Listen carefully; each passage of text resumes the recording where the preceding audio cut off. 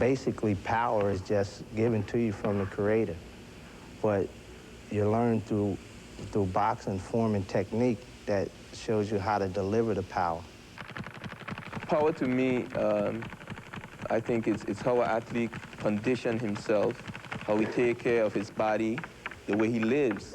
You can't cheat, and you really have to go out there and give it your all. And he's given it his all throughout his career. He was undefeated in his first 29 fights when he took on champion Mike McCallum for the WBA title 3 years ago.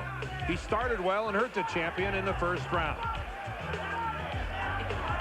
But in round 2, McCallum showed why he was champ as he pounded the strong young challenger against the ropes until the referee was forced to stop the fight. Julian did not let this loss deter him, and when he was given another title shot a year later for the vacant WBA crown, he was not to be denied as he destroyed Korean Baek-in Chul in the 3rd round. Julian had given the Virgin Islands their 3rd world champion. In his first defense, he met former IBF champion Buster Drayton. And though Julian is known primarily for his right-hand bombs, it was this left hook that ended matters late in round 3. And then last February, he met Brazilian challenger Francisco de Jesus. Round 8, another left hook, and it was lights out in Las Vegas. And today he fights for both his title and for recognition. I'm tired of being in the shadows now, and I think this is my opportunity. I'm feeling good about myself, and I'm just ready to go out there and just prove to the world that I am a champion. Well, the champion, Julian Jackson, and the man he faces today, Terry Norris, certainly has earned this title shot, but the path to that title shot was made a whole lot smoother, and not just by his lightning quick hands, but by the strength of some very, very strong family ties. The road is long with a many winding tongue. Boxing, is not really, it doesn't play a big part when we're away from the ring, but when we're in the ring, it's different. But outside the ring, me and my brother, we're the best of friends. We are best friends. We both respect each other. We respect each other's feelings, and we stay out of each other's hair. We know how to do that because we've been around each other for so long. Orlin, he's a motivator. He motivates me. Makes me want to do better. So. And it makes me feel good inside to know that, I got family outside the ring just, wanting me to do good. And my mother and my father, they've done so much for me, and now it's my time to do something for them. So, it motivates me a lot. And that something may be a world title. He was considered a top prospect right from the beginning, exhibiting a blend of quickness and power, which he used to mow down opponents. After 18 wins in his first 20 fights, he stepped into the ring last December to battle Steve Little for the vacant NABF Super Welterweight title. Though Little was known for his durability, one right hand in round 6 ended it. And then in March of this year, he defended against former IBF champion Buster Drayton. Norris floored him early, and then went on to settle for a comfortable decision victory. Victory and Terry Norris just seemed to go well together. And the road to the title has been shortened with the help of brother Orlin. Having Orlin as a brother means everything. He's a special person. He wakes me up in the morning to run. He does everything. He's just everything. That's all I can say. He ain't heavy. He's my brother. Julian Jackson, Terry Norris is coming to get you. And there is Terry Norris already in the ring. By the way, his brother Orlin can't be here as he has to defend his North American heavyweight title in Las Vegas on Tuesday. And Norris awaiting the arrival of the champion.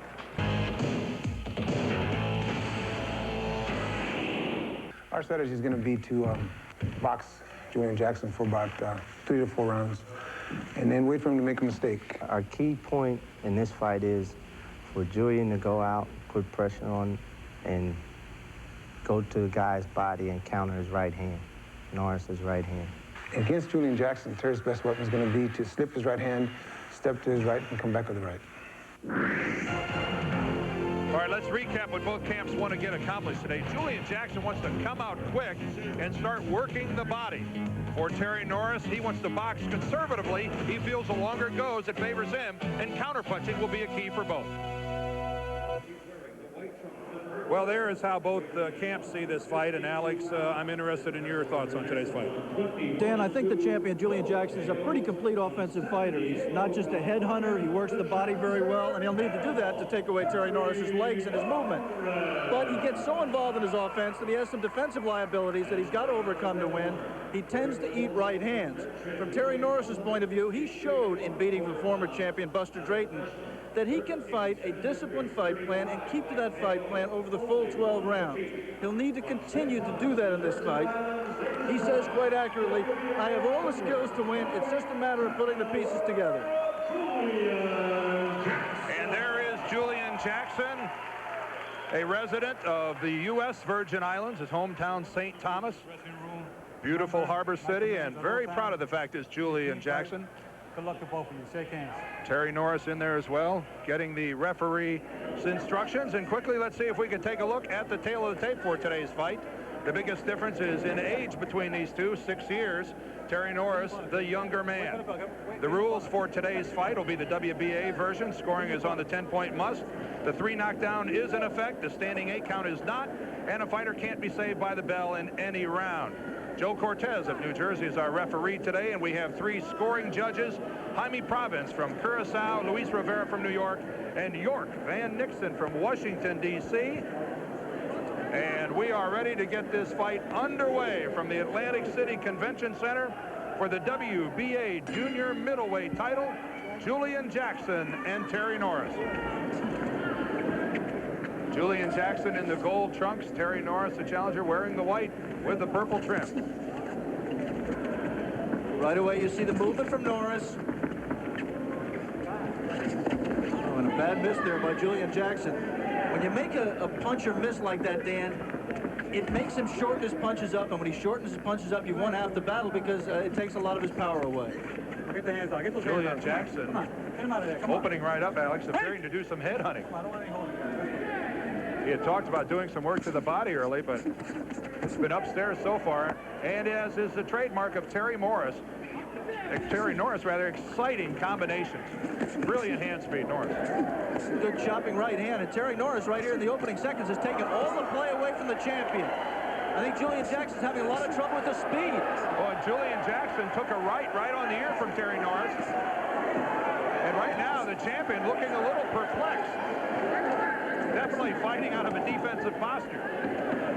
And you have to like, I think, if you're the Norris corner, the fact that rather than go crazy there and go in and get caught with something, he scored his points and then backed away and continued his fight plan of movement. There you go. The thing he doesn't want to do, if you're Terry Norris on the left, is just stand there as he is right now. Move to the side. You don't have to back out all the time. Move to the side and punch from angles. Well, Terry Norris and his people are well aware of the fact that a Julian Jackson fight has never gone the distance. We said at the top, Julian Jackson has a tendency to eat right hands. He's got a clip with a good series of strong right-hand leads from Terry Norris already. So the point for Norris there is that he's going to try to box at the opening stages of this fight without taking a whole lot of chances. He definitely likes his odds the longer this fight goes on. A right from Norris caught the glove, but then a good scoring left counterpunch on his way out. I'll tell you this, Julian Jackson is thinking too much right now. He's just not letting his hands go. This is totally atypical for the champion on the right of your screen. He generally just comes out and wails with both hands. A break on the break. Jackson throws a right and lands. I think that's a sign of frustration. There, Jackson tried to finish the encounter, the exchange with a right hand at the end, and Norris was out of range. He's moving very well. Inside the final 30 seconds of round number 1. This fight's scheduled for 12. And Terry Norris having a very strong showing here in the first round. Again, look at the hand speed of Norris. 3 and 4 and 5 punch combinations. Nothing unusual. Something unusual for the champion, Julian Jackson. That's the end of round 1. Well, it was Julian Jackson in round number 1 who looked tight, who looked like he was feeling the pressure of being the challenger. Almost a role reversal between the two, Alex, on the way they should have looked. It's a movement by Norris. I mean, he ducked one way to avoid one punch and then escaped the other way to avoid the counter. And a big right to the body by Julian Jackson. And a good inside left by Norris at the same time. But really, Jackson's first attempt to work the body. Almost all head hunting in round number 1. Aaron Snowell and Richie Giacchetti in Jackson's corner told him, you just have to get off. You have to let your hands go and try to work the body, and he did try to do it there, Dan. Terry Norris, who will at times during the course of a fight move in and out of a southpaw stance, and again a good left counter punch. You saw Norris duck. There was no counter punch coming back from the champion, but Norris got under it if it was. If the key is, as Terry Norris told us yesterday, was relaxation and concentration, he looks totally relaxed and totally focused right now, Dan. Another good right to the body that time by Julian Jackson. Overhead chopping right, and again the incredible knockout ratio of Jackson. Whoa! And then right in there, Terry Norris is gone.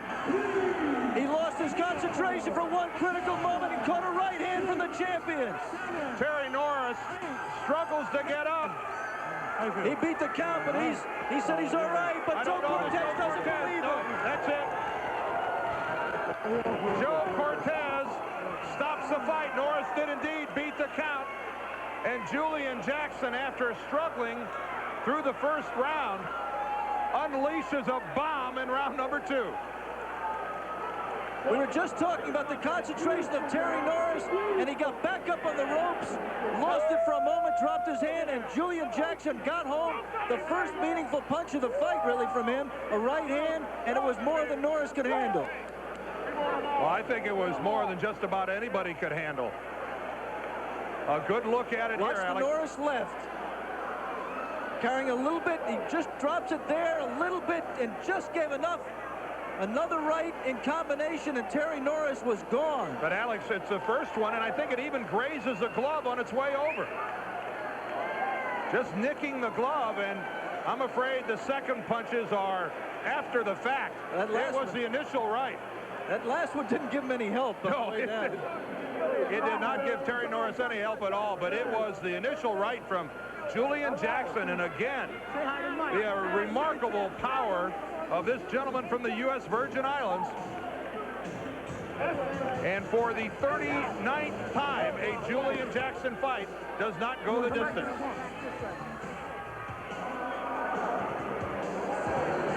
And a pretty good vertical leap as well. Tremendous pride with Julian Jackson, determined not only to be an outstanding champion for his family and for the U.S. Virgin Islands that he represents, but he just really, really wants to demonstrate his ability. And there you see Terry Norris. Terry Norris should be reminded that Julian Jackson, when he first went for the title himself, got knocked out in the second round against Mike McCallum, came back to win a title. I think Terry Norris showed just in the brief time he was in there that he has the skills. He did not in this fight put it all together. Don't forget, coming up, we still have Julio Cesar Chavez. We'll return here to Atlantic City a moment with an interview of the winner. So stay with us. A lot of boxing still. Yeah, right now. We need him. We are back in Atlantic City. I'd like to remind you that Schlitz Malt Liquor, the sponsor of this event, is presenting a check for $1,000 to the Sickle Cell Anemia Center of Philadelphia, Pennsylvania, in the name of today's winner, Julian Jackson. And we're awaiting the arrival of Julian Jackson down here ringside to do an interview with Alex Waddle. Let's take a look at it again one more time, if we could, at the big right hand of Julian Jackson, who retains his championship with this bomb of a right hand, and Terry Norris is out on his feet. And right now, Alex Waddle is with the champion ringside. You just watched it. How did it look? First of all, let me say thanks to Pony for supporting me and for taking care of me whenever I have a championship fight. I'd like to thank him very much.